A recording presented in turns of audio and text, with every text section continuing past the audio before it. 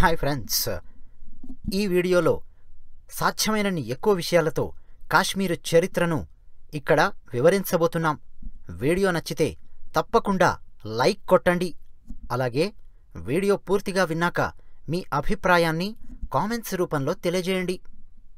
70 సంవత్సరాలకు పైగా రావణ కాష్టములా రగులుతున్న కాశ్మీర్ సమస్యను సాల్వ్ చేయడం కోసం ప్రస్తుత కేంద్ర ప్రభుత్వం ఒకానొక స్టెప్ వేసింది.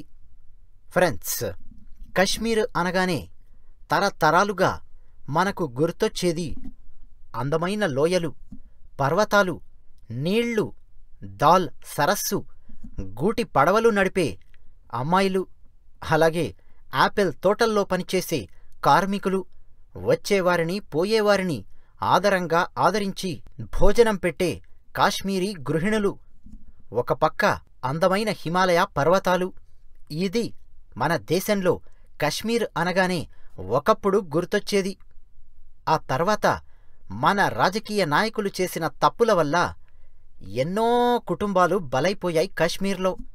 ఇంకా కశ్మీర్ సమస్య అలాగే రావణ కాష్టంలాగా రగులుతోంది. ముందుగా కశ్మీర్ ఈ పదం గురించి ఆలోచిస్తే హిందువుల పురాణాలలో కశ్మీర్ అంటే దేవతలు కొలువై ఉన్న స్థలం అని పురాణాలలో రాయబడి ఉంది. ఇక కశ్మీర్ అనే పేరు బ్రహ్మ మానసపుత్రుడైన కశ్యప ప్రజాపతి పేరు నుంచి, కశ్యపుడి నుంచి కశ్మీర్ అనే పదం వచ్చిందని అంటారు. ఇక హిందువుల ప్రాచీన ఇతిహాసాలైన రామాయణ మహాభారతాలలో కశ్మీర్ ప్రస్తావన ఉంది.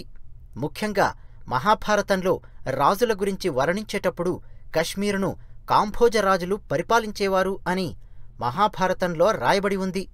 ఇక ఆ తర్వాత జంబులోచనుడు అనే ఒక రాజు వేటకు వచ్చాడు. అక్కడ ఒక సరస్సులో పులి, మేక రెండు ఒకే చోట నీళ్లు తాగడం గమనించాడు. ఇంత ఆహ్లాదకరమైన ప్రాంతంలో క్రూర మృగాలు, సాధారణమైన మృగాలు రెండూ కలిసి ఇలా నీళ్లు తాగుతూ స్నేహభావంతో ఉన్నాయి, ఎంత గొప్ప నేల ఇది అని ఆయన ఆ నేలను కీర్తించాడు. ఇక ఆ జంబులోచనుడి పేరు వల్ల జంబూ అనే పేరు వచ్చింది. ఆ జంబూయే ఇప్పుడున్న జమ్మూ. ఎంతకు జంబులోచనుడు అంటే అర్థం ఏమిటో తెలుసా? జంబూ అంటే నేరేడు పండు అని అర్థం. భారతదేశానికి జంబూద్వీపం అనే పేరు కూడా ఉంది. నేరేడు పళ్లలాంటి కళ్ళున్నవాడు అని అర్థం జంబులోచనుడు అంటే. ఆయన పేరు మీదుగా జంబూ అనే పేరుతో జమ్మూ ఏర్పడింది. ఆ తర్వాత క్రమక్రమంగా మీరు గమనిస్తే మౌర్య సామ్రాజ్యాన్ని స్థాపించిన చంద్రగుప్తుడు కాశ్మీర్ వరకు తన సామ్రాజ్యాన్ని విస్తరించాడు. ఇక అశోకుడు కూడా తన సామ్రాజ్యంలో భాగంగా కాశ్మీరును పరిపాలించాడు. ఇక వరుసగా ఉత్తర భారతదేశం వైపు, పశ్చిమం వైపు నుంచి పఠానుల దండయాత్రలు మొదలయ్యాయి. వరసపెట్టి ఒకరి వెంట ఒకరు పఠానులు దండయాత్రలు సాగించడం మొదలెట్టారు. పఠానుల దండయాత్రలతో కాశ్మీరు దెబ్బతినడం మొదలయ్యింది. మత మార్పిళ్లు మొదలయ్యాయి కశ్మీర్లో. ఇక సుల్తానులొచ్చారు. సుల్తానులొచ్చాక ముస్లిం మతం క్రమక్రమంగా కశ్మీర్లో పెరగడం మొదలయ్యింది. ఇక మొఘలాయిలైన బాబర్, హుమాయూన్, అక్బర్, జహంగీర్, షాజహాన్, ఔరంగజేబ్ వీళ్లందరూ కశ్మీర్లో మత మార్పిళ్లకు కారణమయ్యారు. ముఖ్యంగా ఔరంగజేబు భారతదేశం మొత్తం మత మౌఢ్యంతో పరిపాలించడం మొదలెట్టాడు. బలవంతపు మత మార్పిళ్లు కశ్మీరులో సర్వసాధారణమైపోయాయి ఔరంగజేబు కాలంలో. ఇక 1757 తర్వాత ఔరంగజేబు అంతమయ్యాక మొఘలు సామ్రాజ్యం పూర్తిగా అంతం కాలేదుగాని దాదాపు 250 సంవత్సరాల నుంచి బలవంతంగా జరుగుతున్న మత మార్పిళ్ల వల్ల లక్షలాది మంది ముస్లిం మతంలోకి చేరారు. ఇక ఔరంగజేబు తర్వాత మొఘలు సామ్రాజ్యం గనక గమనిస్తే కశ్మీరు ప్రాంతం 22 రాజ్యాలుగా ముక్కలైపోయింది. ఆ 22 రాజ్యాలకు 22 మందే రాజులుండేవారు. 16 మంది హిందూ రాజులుంటే 6 మంది ముస్లిం రాజులు, కలిపితే 22 రాజులు. ఇక 1757 నుంచి 1850 మధ్యకాలంలో దాదాపు 95 సంవత్సరాలు గనక గమనిస్తే మొఘలులు పరిపాలిస్తూ వచ్చారు. ఆ తర్వాత రాజ్పుట్సు మొఘలాయిలకు సామంతులుగా ఉంటూ సిక్కులతో యుద్ధాలు చేస్తూ కొంత కాశ్మీరు భాగాన్ని పరిపాలించడం మొదలెట్టారు. మొత్తానికైతే కాశ్మీరుపై ఈస్ట్ ఇండియా కంపెనీ వచ్చాక వాళ్ల కన్ను పడింది. ఈస్ట్ ఇండియా కంపెనీ వ్యూహాలకు మన భారతదేశంలోని చాలా ప్రాంతాలలో రాజులు చిత్తైపోయారు. మన భారతదేశంలో ఉండే అంతర్గత కలహాలను కూడా ఈస్ట్ ఇండియా కంపెనీ వాళ్లు ఉపయోగించుకున్నారు. బ్రిటిషర్స్ కాస్త మొఘలాయి సామ్రాజ్యాన్ని నెమ్మదిగా క్షీణింపజేయడం మొదలెట్టారు వాళ్ల టాక్టిక్స్తో. అప్పుడు రంజిత్ సింగ్ అనే ఒక సిక్కురాజు ఈ ప్రాంతాన్ని గెలిచాడు. 1845-46 ఈ సంవత్సరాలలో కొన్ని నెలల పాటు ఈస్ట్ ఇండియా కంపెనీకి సిక్కు రాజులకు మధ్య యుద్ధాలు జరిగాయి. ఇక సిక్కులకు ఈస్ట్ ఇండియా కంపెనీకి మధ్య యుద్ధం విరమించడానికి లాహోర్లో ఒక ఒడంబడిక జరిగింది. ఆ ఒడంబడిక ప్రకారం సిక్కులు 2 పనులు చేయవలసి ఉంది. మొట్టమొదటిది, కొన్ని వాళ్ల రాజ్యాలను వదులుకోవాలి. రెండవది, 1,20,00,000 రూపాయలను ఈస్ట్ ఇండియా కంపెనీకి నష్టపరిహారంగా, యుద్ధ నష్టపరిహారంగా చెల్లించాలి. ఈ రెండింటికి అక్కడున్న కొందరు సిక్కురాజులు తలలూపారు. అయితే కొన్ని రాజ్యాలను వదులుకోవడానికి వాళ్లు సిద్ధంగా ఉన్నారు. కానీ 1,20,00,000 డబ్బు ఇవ్వడానికి వాళ్ల దగ్గర డబ్బు లేదు. మరి ఆ సందర్భంలో ఏం చేయాలి? అప్పుడు బ్రిటిషర్సు, మీరు పరిపాలిస్తున్న కాశ్మీరు రాజ్యం ఉంది గదా, దాన్ని మేము మరో రాజుకు అమ్మేసుకుంటాం అని డోగ్రా రాజైన గులాబ్ సింగ్కు ఈస్ట్ ఇండియా కంపెనీ వాళ్లు కశ్మీర్ని 75 లక్షల రూపాయలకు అమ్మేశారు. ఆ తర్వాత గులాబ్ సింగ్ కాశ్మీర్ రాజయ్యాడు. అయినప్పటికీ ఆయన బ్రిటిషర్సుకు కప్పం కట్టాలి. బ్రిటిషర్సు మన దేశంలోని రాజ్యాలను జయిస్తూ వచ్చాక ప్రిన్స్లీ స్టేట్స్ అని డివైడ్ చేయడం మొదలెట్టారు. అలాంటి ప్రిన్స్లీ స్టేట్స్లో ఒక స్టేట్గా ఉంది కశ్మీర్.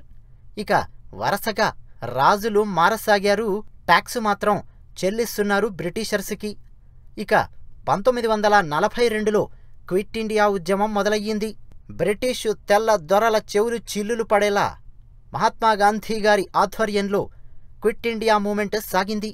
1947లో మన భారతదేశానికి స్వాతంత్రం ఇవ్వాలని బ్రిటిషు వాళ్లు డిసైడ్ అయ్యారు. ఆ సందర్భంలో మహమ్మద్ అలీ జిన్నా ఈయన నాయకత్వంలో కొంతమంది ముస్లిం నాయకులు కలిశారు. మహమ్మద్ అలీ జిన్నా అధికార కాంక్షతో ఎలాగైనా సరే భారతదేశాన్ని పరిపాలించాలనుకున్నాడు. గాని అది సాధ్యం కాదని అర్థమైపోయింది. దాంతో వెంటనే భారతదేశంలో ముస్లిములకు రక్షణ ఉండదు, కాబట్టి మత ప్రాతిపదికన మాకొక దేశాన్ని ఇవ్వండి, బ్రిటిషర్సు వెళ్లేటప్పుడు దేశాన్ని 2 ముక్కలు చెయ్యండి, ఒక ముక్కలో పాకిస్తాన్ అని చెప్పి ముస్లిమ్స్ ఉంటాం, మరో ముక్కలో హిందువులను ఉంచండి అని చెప్పుకొచ్చాడు మహమ్మద్ అలీ జిన్నా. ఇక ఇక్కడే మొట్టమొదటి తప్పు జరిగింది. పండిట్ జవహర్లాల్ నెహ్రూ గారు వ్యతిరేకించి ఉంటే బావుండేది. గట్టిగా ఆయన నో చెబితే వివాదాలొస్తాయేమో, గొడవలవుతాయేమో అన్న భయం. దాంతో నెహ్రూ గారు సరేలే విడిపోదాం అన్నారు.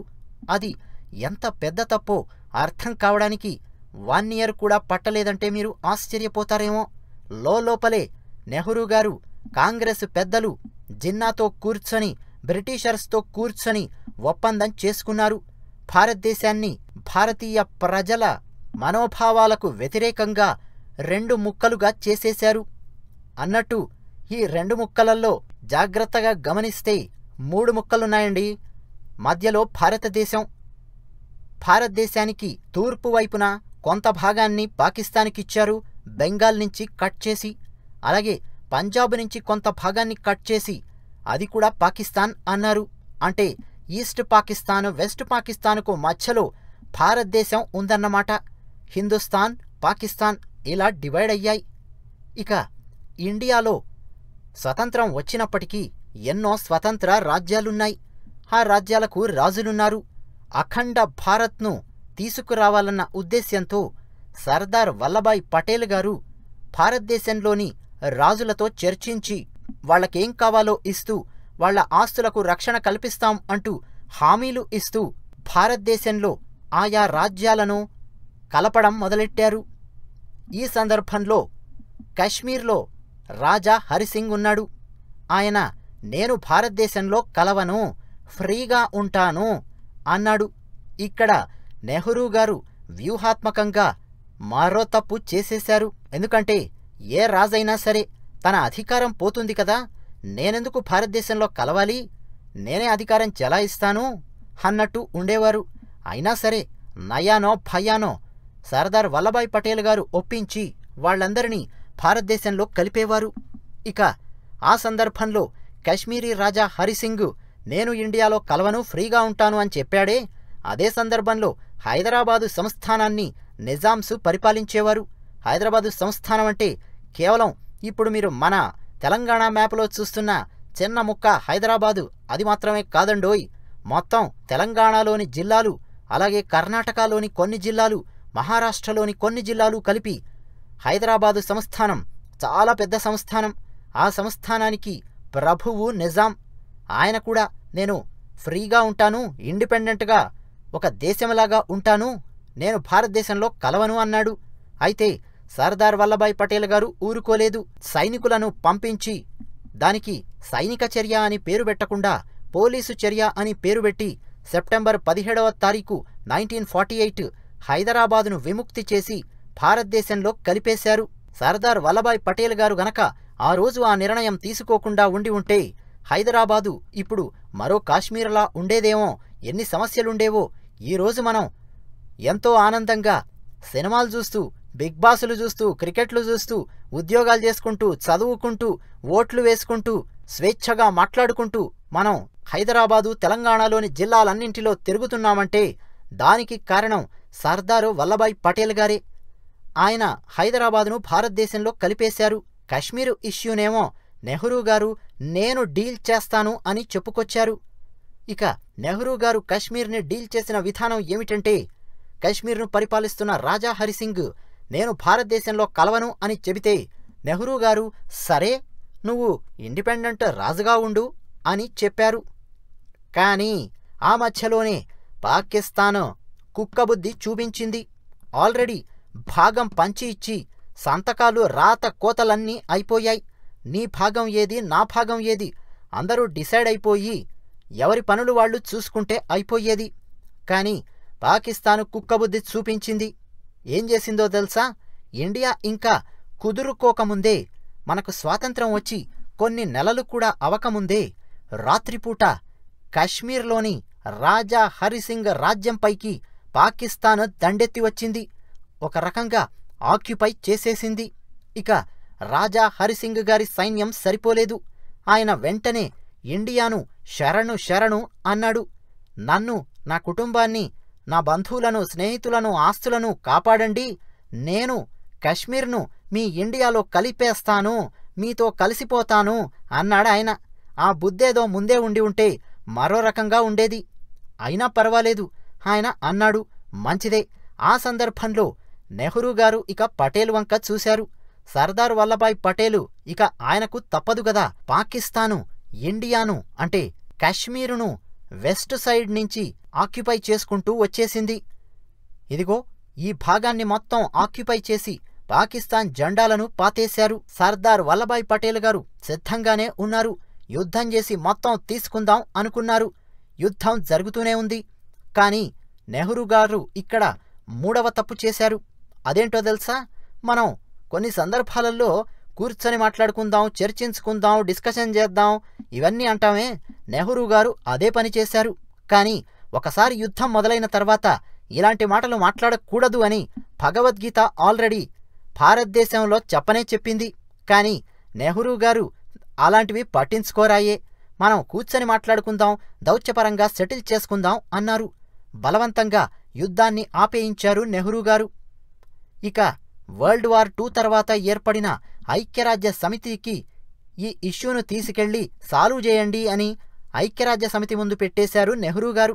అంతే, సమస్య సాల్వ్ అవలేదు సరికదా, అక్కడ్నుంచి భగ్గుమంది. వాస్తవాధీన రేఖ దగ్గర యుద్ధాన్ని ఆపేసి కశ్మీరును మనమే వదిలేసుకున్నట్టయింది. పాకిస్తాన్ వాడు కశ్మీరులో పశ్చిమ భాగంలోనికి చొచ్చుకొచ్చాడు. ఆ సందర్భంలో గనక పూర్తిగా సర్దార్ వల్లభాయ్ పటేల్ గారికి స్వేచ్ఛ ఇచ్చి ఉంటే మన భారతదేశపు సైన్యం పాకిస్తాన్ సైన్యాన్ని చితక్కొట్టి వెనక్కి తరిమేసి పూర్తిగా కాశ్మీరు భాగాన్ని ఆక్యుపై చేసేసుకొని రాజా హరిసింగ్ గారితో మాట్లాడేసి ఇక ఆయన భారత్లో కలిపేస్తానన్నాడే, అలా చక్కగా భారత్లో కలిపేసేవాళ్లు. కాని నెహ్రూ గారు చేసిన తప్పుకు సమస్య ఇంకా మొరగబెట్టినట్టయింది. ఒక రకంగా ఇప్పుడే కాశ్మీరు భారతదేశంలో కలిసిపోయింది. ఇక మరో పాయింట్, నెహ్రూ గారి 4వ తప్పు అదేమిటంటే 1962లో చైనాని మనం నమ్మాం. అప్పటి వరకు ఎందుకు నమ్ముతూ వచ్చామంటే నెహ్రూ గారి విధానాలు. ఆయన డిస్కవరీ ఆఫ్ ఇండియా లాంటి గొప్ప గొప్ప గ్రంథాలు రాశారు, మేధావి అని పేరు తెచ్చుకున్నారు, బానే ఉంది. కానీ ఆయనకున్న సోషలిస్టు విధానాల వల్ల చైనాను గుడ్డిగా నమ్మేశారు. చైనా 1962లో భారతదేశం మీదికి యుద్ధానికొచ్చి ఇదిగో ఈ ప్రాంతాన్ని ఆక్యుపై చేసింది. దీన్ని ఆక్సాయ్ చిన్ అని పిలుస్తారు. అంటే వెస్ట్ సైడ్ నుంచి పాకిస్తాన్, నార్త్ ఈస్ట్ సైడ్ నుంచి చైనా భారతదేశాన్ని ఆక్యుపై చేసుకున్నాయి. మధ్యలో మన భారతదేశంలోకి కలపబడిన కాశ్మీరు నలగబడుతోంది. ఒక రకంగా చెప్పాలంటే రాజా హరిసింగ్ పూర్తి కాశ్మీరును మన చేతుల్లో పెట్టేసినట్టే. కాని నెహ్రూ గారు అలసత్వం ప్రదర్శించడం, వ్యూహాత్మకమైన తప్పిదాలు చేయడం వల్ల ఇలా మనం ఇంకా ఇబ్బంది పడుతున్నాం. ఆ తర్వాత ఒక్క పాయింట్ గమనిద్దాం. 1947 నుంచి అంటే మన భారతదేశానికి స్వాతంత్రం వచ్చినప్పటినుంచి 1965 వరకు కాశ్మీర్లో ప్రధానమంత్రులు ఉండేవారు, ముఖ్యమంత్రులు లేరు. 47 to 65 4 ప్రధానమంత్రులు కాశ్మీరును పరిపాలించారు. ఇహ ఆ తర్వాత 1965లో కాశ్మీర్కు ప్రత్యేక ప్రతిపత్తి ఇవ్వాలి అంటూ ఆర్టికల్ 370ని ప్రవేశపెట్టారు కాంగ్రెస్ వారు. ఇక అప్పట్నుంచి సీఎం ఉంటాడు. ఆర్టికల్ 370ని సింపుల్గా చెబితే భారతదేశపు ప్రభుత్వం కాశ్మీరులో కేవలం రక్షణ, విదేశీ వ్యవహారాలు, సమాచార ప్రసారాలు ఈ 3 విషయాల్లో తప్ప ఇక ఏ విషయాలలోనూ జోక్యం చేసుకోదు. కాశ్మీరీ హక్కులకు భంగం కలిగించకుండా వాళ్ళ హక్కులను రక్షించడం కోసం 370ని ప్రవేశపెట్టాం అనుకున్నారు కాంగ్రెస్ వారు. అంతమంది ఎంపీలుండి ఒక్కరు కూడా అలా చేయడం వల్ల కాశ్మీరీలకు భారతదేశాన్ని దూరం చేసినట్టవుతుందని ఆలోచించలేకపోయారు. ఈ వ్యూహాత్మక తప్పిదం వల్ల కాశ్మీర్ జనాలకు ఓహో ఇండియా మొత్తం వేరు, మనం వేరు అనే ఫీలింగ్ వచ్చేసింది. ఇండియా పార్లమెంటు తీసుకునే నిర్ణయాలేవి మనపైన పనిచెయ్యవు అన్న భావన వచ్చేసింది. ఇక ఆ తర్వాత 1970sలో ఇందిరాగాంధీ గారు పాకిస్తాన్కు సంబంధించిన విషయాలలో అస్సలావిడ బలమైన నిర్ణయాలేవి తీసుకోలేకపోయారు. అలసత్వాన్ని, నిర్లక్ష్యాన్ని ప్రదర్శించారు.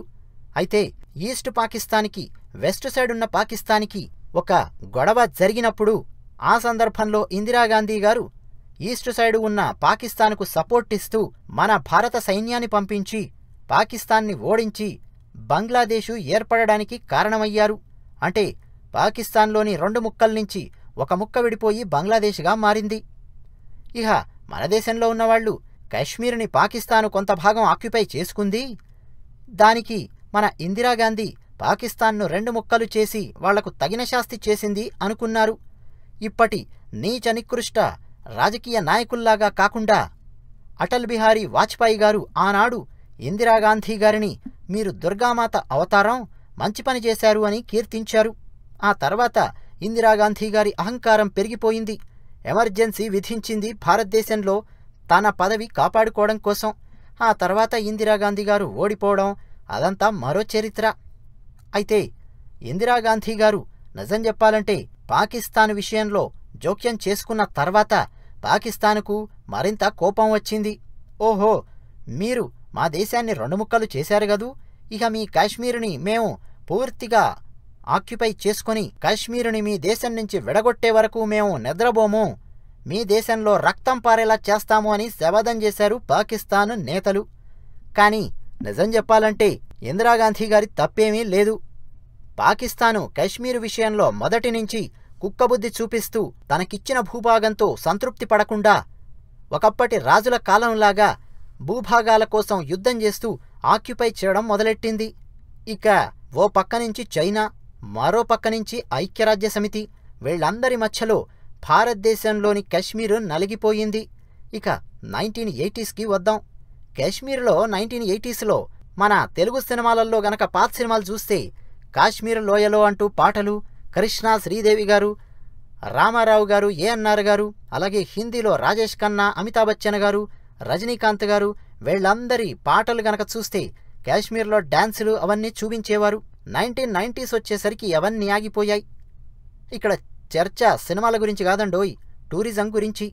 అంటే మన ఇండియాలోని జమ్మూ కాశ్మీర్కు మనవాళ్లే వెళ్లలేని పరిస్థితి వచ్చేసింది 1990s వచ్చేసరికి. దానికి 2 బలమైన కారణాలున్నాయి. మొట్టమొదటి కారణం ఏమిటంటే 1980 వరకు రెండవ ప్రపంచ యుద్ధం తర్వాత అమెరికా రష్యా మధ్య ప్రచ్ఛన్న యుద్ధం జరిగింది. క్యాపిటలిజంకి కమ్యూనిజంకి మధ్య జరిగిన ప్రచ్ఛన్న యుద్ధం అది. నువ్వా నేనా అన్న రీతిలో అమెరికాకు రష్యాకు మధ్య ప్రచ్ఛన్న యుద్ధం అది. ప్రతి విషయంలోనూ నేను పైచేయి సాధించాలంటే నేను పైచేయి సాధించాలనే తత్వం. ఆ సందర్భంలో అమెరికా ఎక్కడో ఉంది కాబట్టి భౌగోళికంగా రష్యాను ఎదుర్కోవాలంటే దానికొక దేశం కావాల్సి వచ్చింది. ఆ సందర్భంలో పాకిస్తాన్కి బాగా డబ్బులిచ్చి పాకిస్తాన్ పక్కనే ఉన్న పేద దేశమైన ఆఫ్ఘనిస్తాన్లో 1980 నుంచి 1990 వరకు అమెరికా తన సేనలను నిల్చోబెట్టింది. ఇహ రష్యాను దెబ్బతీయడానికి ఈ ప్రయత్నం. పాకిస్తాన్కి అమెరికా డబ్బులిస్తుంది కాబట్టి పాకిస్తాన్ కూడా తన వంతు సహకారాన్ని అందించింది. ఎలాగో తెలుసా? ఆఫ్ఘనిస్తాన్లో శిక్షణా కేంద్రాలను పెట్టి తమ సైనికులతోనే అక్కడున్న కొంతమంది యువకుల గ్రూపులు తయారు చేసి వాళ్లకు రష్యాకు వ్యతిరేకంగా తయారయ్యేలా శిక్షణ ఇప్పించడం మొదలెట్టింది పాకిస్తాన్. ఇక ఇండియాకు రష్యా ఫ్రెండ్. ఎందుకంటే నెహ్రూ మొదట్నుంచి సోషలిస్టు భావాలతో ఉండడం వల్ల, రష్యా సోషలిస్టు భావాలతో ఉండడం వల్ల నెహ్రూ గారు రష్యా వైపు మొగ్గు చూపుతూ ఉండేవారు. దానివల్ల పాకిస్తాను, అమెరికా రెండు మొదట్నుంచి బాగా క్లోజ్ అయిపోయాయి. ఇక మరో ముఖ్యమైన విషయం ఏమిటంటే 1990లు వచ్చేసరికి రష్యా ముక్కలైపోయింది. దానికి వేరే కారణాలున్నాయి. కానీ అమెరికా ఆఫ్ఘనిస్తాన్లో ఉన్న తన సేనలను వెనక్కి పిలిపించేసుకుంది. ఎందుకంటే ఆల్రెడీ ఆర్థికంగా బలహీనమైపోయి ముక్కలవుతున్న రష్యా దగ్గర సైన్యాన్ని నిల్చోబెట్టి టైము, ఎనర్జీ, డబ్బు వేస్ట్ చేసుకోదలుచుకోలేదు అమెరికా. 1990లో అమెరికా సేనలు ఆఫ్ఘనిస్తాన్ను వదిలేసి వెళ్ళిపోయాయి.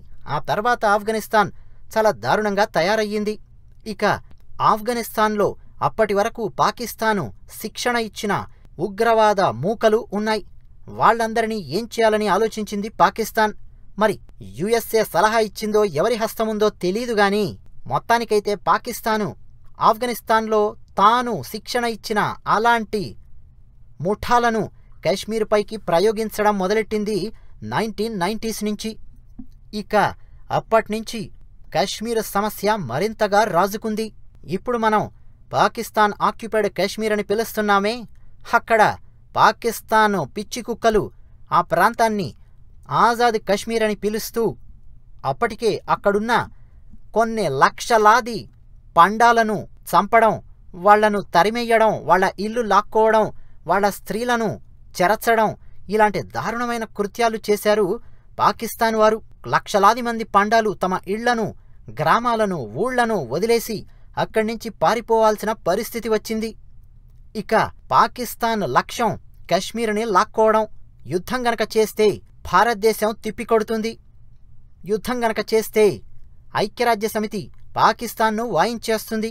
అందువల్ల దొంగ దెబ్బతీయడం మొదలెట్టింది. 1987లో మన ఇండియాలోని జమ్మూ కాశ్మీర్లో ఎలక్షన్స్ అయ్యాయి. ఆ తర్వాత దారుణాలు చోటు చేసుకున్నాయి. అదేంటో తెలుసా? మన ఇండియన్ కాశ్మీర్లోనే ఎన్నికైన కశ్మీరీ ఎమ్మెల్యేలు మన భారత ఆర్మీ మీద యుద్ధం చేయడం కోసం మన భారతదేశంలోని కశ్మీరీ యువకులను మభ్యపెట్టి బ్రెయిన్ వాష్ చేసి తుపాకులు, డబ్బులు, ఆయుధాలు ఇచ్చి కల్లోలం సృష్టించడం మొదలెట్టారు. ఎందుకంటే అక్కడున్న కొందరికి పాకిస్తాను డబ్బిస్తోంది. దాన్ని తీసుకొని వాళ్ళు ఈ పని చేస్తున్నారు. 1988 నుండి కాశ్మీరు అట్టుడికి పోసాగింది. బందులు, హర్తాళ్లు, రాస్తారోకోలు, ఇహ జనజీవనం అస్తవ్యస్తమవడం మొదలయ్యింది. వేర్పాటువాదం మొదలయ్యింది. అంటే ఇప్పుడు భారతదేశంలో ఉన్న కశ్మీర్ని కూడా భారతదేశం నుంచి విడగొట్టి వేరు చేయాలి అన్నది అక్కడున్న కొందరు యువత లక్ష్యం. దానికి పాకిస్తాను, చైనా సహాయం చేస్తున్నాయి. ఇక 1990s, మిడ్ 1990s వచ్చేసరికి కశ్మీర్లోని మన ఇండియన్ యువతనే మన భారత సైన్యానికి, మన పోలీసులకు వ్యతిరేకంగా తయారయ్యి రాళ్లు రువ్వడం, ఆయుధాలు ప్రయోగించడం ప్రారంభించారు. ఫ్రెండ్స్, మన పోలీసులపైకి ఎవడైనా సరే ఆయుధాన్ని ప్రయోగించాడంటే వాడు ఖచ్చితంగా దేశద్రోహే. ఎందుకంటే మన దగ్గర ఏమైనా సమస్యలొస్తే కోర్టుంది, జ్యుడిషియరీ సిస్టమ్ ఉంది. అలా కాకుండా ఇలా వేర్పాటువాదంతో ఒక దేశాన్నే విడగొట్టాలి అన్న పరిస్థితుల్లో ఏ యువకులైనా ఆయుధాలు తీసుకున్నారంటే మరి కశ్మీరులో సమస్య ఏ స్థాయిలో ఉందో ఆలోచించుకోండి. ఇక ఆ తర్వాత వచ్చిన వాజ్పేయి ప్రభుత్వం స్నేహ హస్తాన్ని సాచింది. పాకిస్తాన్తో మాట్లాడి మనం గొడవలు పడొద్దు, కశ్మీర్లో యువతను అల్లకల్లోలం చేయకండి, మనం స్నేహితులుగా ఉందాం, ముందు మనం ఒకరినొకరు స్నేహితులుగా ఉండి ఆదరించుకుంటే ఆ తర్వాత సమస్యలను మనమే సాల్వ్ చేసుకుందామని వాజ్పేయి గారు ఏ ప్రధానమంత్రి చేయని స్టెప్పు వేశారు. అదే లాహోర్కు బస్సు నడిపారు. మనం స్నేహంగా ఉందామని వాజ్పేయి గారు చెబితే పాకిస్తాను దొంగదెబ్బ తీసింది. అది కార్గిల్లో. మన సైనికులు కార్గిల్ ప్రాంతంలోని కొన్ని మంచు పర్వతాలలో ఉండేవారు. సెక్యూరిటీ ఉండేది. అప్పుడు ఫెర్నాండెజ్ గారు మన రక్షణ శాఖ మంత్రిగా ఉన్నారు. ఇక మన ఇండియా కాశ్మీర్లో ఉన్న కార్గిల్ భూభాగాన్ని ఆక్యుపై చేసింది పాకిస్తాన్. ఆ సందర్భంలో గొర్రెల కాపరులొచ్చి అక్కడ పాకిస్తాన్ జెండా ఎగురుతుందని మన సైన్యానికి చెప్పారు. ఆ తర్వాత ఇండియాకు పాకిస్తాన్కు మధ్య కార్గిల్ కోసం యుద్ధం జరిగింది. ఎందరో సైనికులు బలిదానం చేశారు. పాకిస్తాన్ వాళ్లను తరిమికొట్టి మళ్లీ మనం మన కార్గిల్ను చేజిక్కించుకున్నాం. ఇలా పాకిస్తాను ఎక్కడ ఛాన్స్ దొరికితే అక్కడ కశ్మీరును ఆక్యుపై చేయడానికి ప్రయత్నం చేస్తోంది. వాజ్పేయి గారు పాకిస్తాన్ను, చైనాను బెదిరించడం కోసం అణుపరీక్ష కూడా నిర్వహించారు, అమెరికా పెట్టే ఆంక్షలను కాదని. ఆ తర్వాత పాకిస్తాన్ కూడా చైనా సహాయంతో అణుపరీక్షలు నిర్వహించింది. ఇది కూడా కశ్మీర్లో ఒక రకమైన వాతావరణాన్ని సృష్టించింది. ఇహ తర్వాత గనక మనం ఆలోచిస్తే మనం కాశ్మీర్లోకి వెళ్లే పరిస్థితి లేనేలేదు. లోకల్ డెవలప్మెంట్ చెయ్యాలన్నా మన భారత ప్రభుత్వం ఏ చట్టాలైతే చేస్తోందో ఆ చట్టాలు కశ్మీర్లో అమలవ్వాలి కదా. ఆ పరిస్థితి రాకుండా ఆర్టికల్ 370 అడ్డుకుంటోంది. ప్రస్తుతం మన ఇండియా భూభాగంలో ఉన్న జమ్మూ కాశ్మీర్ పైకి పాకిస్తాన్ సేనలు, పాకిస్తాన్ నుంచి వచ్చే ఉగ్రవాద మూకలు, అలాగే పాకిస్తాన్ ఆక్యుపైడ్ కాశ్మీర్లో ఉన్న యువత, అలాగే చైనా సైన్యం, అలాగే మన ఇండియన్ కాశ్మీర్లో ఉన్న కొందరు యువత, వీళ్ళందరూ మన భారత సైన్యం మీద యుద్ధం చేస్తూ రాళ్లు రువ్వుతూ నిరంతరం అక్కడ దారుణమైన వాతావరణాన్ని సృష్టిస్తున్నారు.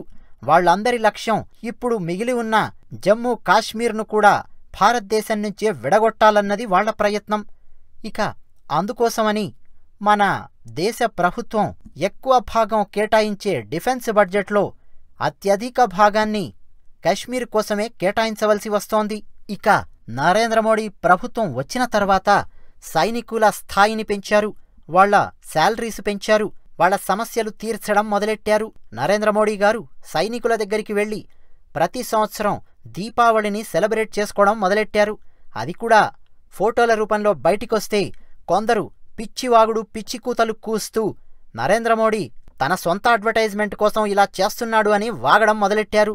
కాని మన సైనికులలో ఒక రకమైన ఆత్మవిశ్వాసాన్ని నింపితే అప్పుడు వాళ్లు కూడా కశ్మీర్ సమస్య విషయంలో తలా ఒక చెయ్యి వేస్తారు. నరేంద్ర మోడీ గారు సైనికులతో కలిసి కూర్చొని భోంచేస్తూ వాళ్లతో మాట్లాడుతూ మీకు మేమున్నాం అన్న భరోసాను కల్పించగలిగారు గత 70 సంవత్సరాలలో మొట్టమొదటిసారిగా. ఇక వేర్పాటు వాదులకు రక్షణగా మన దేశంలోనే కొందరు రాజకీయ పార్టీలున్నాయి.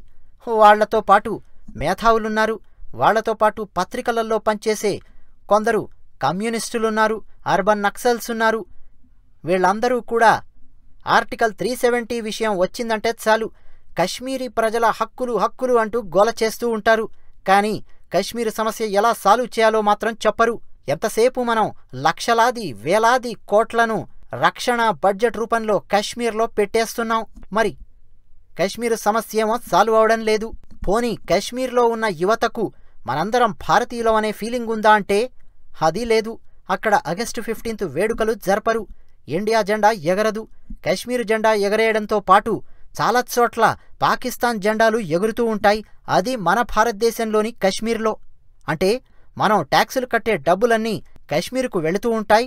కశ్మీరీ ప్రజలు మనం పంపించే డబ్బులను, మనం పండించే పంటను ఇవన్నీ వాళ్ళు ఎంజాయ్ చేస్తూ ఉంటారు. కానీ పాకిస్తాన్కు జై కొట్టే పరిస్థితి ఉంది కశ్మీర్లో చాలా భాగాలలో.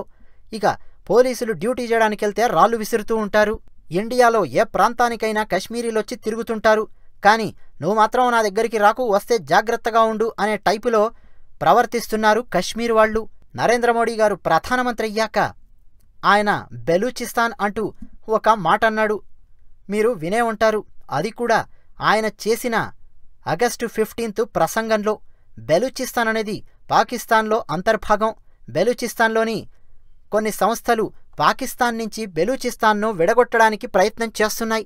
అప్పుడు మోడీ గారన్నారు, నువ్వు గనక మా కాశ్మీర్ జోలికొస్తే మేము నీ బెలూచిస్తాన్ గురించి ఆలోచిస్తాం అన్నారు. సెక్యూరిటీ విషయంలో రాజీ పడే ప్రసక్తే లేదు, నువ్వు నా జోలికొస్తే నేను నీ జోలికొస్తాను అని నరేంద్ర మోడీ గారు బలమైన సందేశాన్ని పాకిస్తాన్కు పంపించగలిగారు.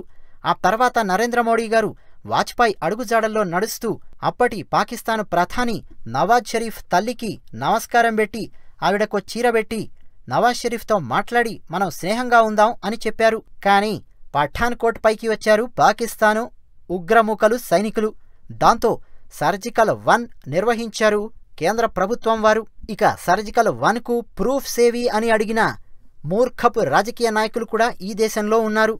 ఇక మన దేశంలోని కశ్మీర్లో ఉన్న 40 మంది సిఆర్పిఎఫ్ జవాన్లను పొట్టనబెట్టుకుంటే వెంటనే సర్జికల్ 2 రూపంలో విమానాలను పంపించింది మోడీ ప్రభుత్వం. ఆ స్థాయిలో పాకిస్తాన్తో ఢీకొట్టిన ఒక్క ప్రధానమంత్రి కూడా లేడు. ఇక అంతర్జాతీయ ఒత్తిళ్లతో, ఐక్యరాజ్యసమితి ఒత్తిడితో చైనా, పాకిస్తాన్, అలాగే ఇండియాలో ఉన్న కశ్మీరీ యువతలోని కొందరు విప్లవకారుల, ఉగ్రవాదుల ఒత్తిళ్లతో సతమతమవుతున్న ఆ కశ్మీర్ అంశాన్ని మాట్లాడాలన్నా, ముట్టుకోవాలన్నా ప్రతి రాజకీయ నాయకుడు, ప్రతి ప్రధానమంత్రి, ఎంపీ భయపడతారు. ఏసారి 2019లో అలాంటి సింహాలు, డైనోసారస్లు తిరుగుతున్న ప్రాంతంలోకి అవసరమైతే కాలు, వేలు కాదు, తలదూర్చడం కాదు, మా శరీరం మొత్తాన్ని తీసుకొచ్చి పెడతామని నరేంద్ర మోడీ గారు, అలాగే అమిత్ షా గారు బలమైన సందేశాన్ని పంపించారు. ఇక మేధావులెందరో సమర్థిస్తున్నప్పటికీ నరేంద్ర మోడీ ఎక్కడ హీరో అయిపోతాడేమో, ఇక మా పరిస్థితి ఏమిటి అని ఆలోచించే కొన్ని రాజకీయ పార్టీలు మాత్రం కశ్మీరు విషయంలో మోడీ ప్రభుత్వం తీసుకున్న నిర్ణయాన్ని వ్యతిరేకిస్తున్నారు. ఫ్రెండ్స్, నరేంద్ర మోడీ తీసుకున్నది మొట్టమొదటి స్టెప్. ఆ తర్వాత వరుసగా చాలా స్టెప్స్ ఉంటాయి. మొట్టమొదటి స్టెప్కే భయపడితే ఎలా? కశ్మీరు మన దేశంలోని భాగం. ముందుగా మన కశ్మీరీ యువతలో మనందరం భారతీయులమనే ఫీలింగ్ తీసుకురావాలి. వాళ్లకు ఉద్యోగాలివ్వాలి. అక్కడ కూడా ఇండియన్ పీనల్ కోడ్ను ప్రవేశపెట్టాలి. మనమందరం భారతీయులమనే ఫీలింగ్ వాళ్లకు క్రియేట్ చేయాలి. ఈ లక్ష్యాలను 2019 నుండి నెరవేర్చుకుంటూ వస్తోంది మోడీ గారి ప్రభుత్వం. ఎలా మార్పు తీసుకొనొచ్చారు? కాశ్మీర్లో వచ్చిన మార్పులేమిటి? మరో వీడియోలో మనం చర్చించుకునే ప్రయత్నం చేద్దాం. మరింకెందుకు ఆలస్యం? ఈ వీడియో నచ్చితే వెంటనే ఒక లైక్ కొట్టండి. టీమిక్స్చర్ ఛానల్కు సబ్స్క్రైబ్ అవ్వండి. మీ అభిప్రాయాలు కామెంట్ సెక్షన్లో రాసి మాతో పంచుకోండి. ధన్యవాదాలు.